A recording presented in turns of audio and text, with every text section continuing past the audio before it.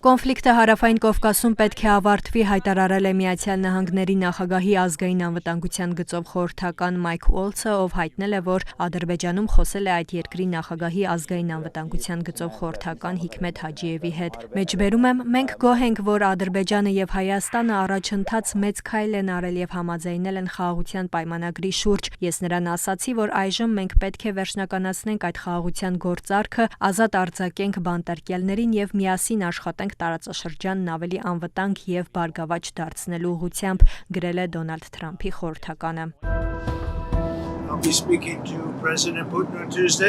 Միացյալ Նահանգների նախագահ Դոնալդ Թրամփը հայտարարել է, որ երեքշաբթի մարտի 18-ին Ուկրաինայի հարցով կխոսի Ռուսաստանի նախագահի հետ, հաղորդում է Reuters-ը։ Ցանկանում ենք տեսնել, կարող ենք արդյոք վերջ դնել այս պատերազմին։ Գուցե մենք կարող ենք, գուցե մենք չենք կարող, բայց ես կարծում եմ, որ մենք շատ լավ հնարավորություններ ունենք, ասել է Թրամփը։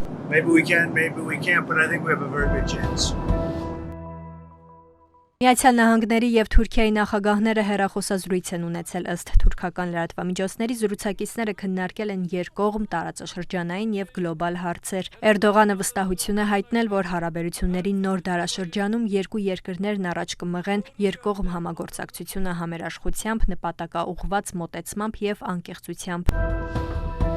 Նախորդին հեռախոսազրույց են ունեցել նաև Միացյալ Նահանգների պետքարտուղար Մարկո Ռուբիոն եւ Ռուսաստանի արտգործնախարար Սերգեյ Լավրովը, ըստ պետդեպարտամենտի Ռուբիոն Լավրովին պատմել է Եմենում հութիների դեմ Միացյալ Նահանգների ռազմական գործողությունների մասին։ Ռուսաստանի արտաքին քաղաքական գերատեսչության փոխանցմամբ Լավրովն ընդգծել է ուժի կիրառման անհապաղ դադարեցման անհրաժեշտությունը, քաղաքական երկխոսություն սկսելու կարևորությունը։ Կողմերը պայմանավորվել են շարունակել աշխատանքը Վաշինգտոնի եւ Մոսկվայի միջև հարաբերությունների վերականգնման ուղղությամբ։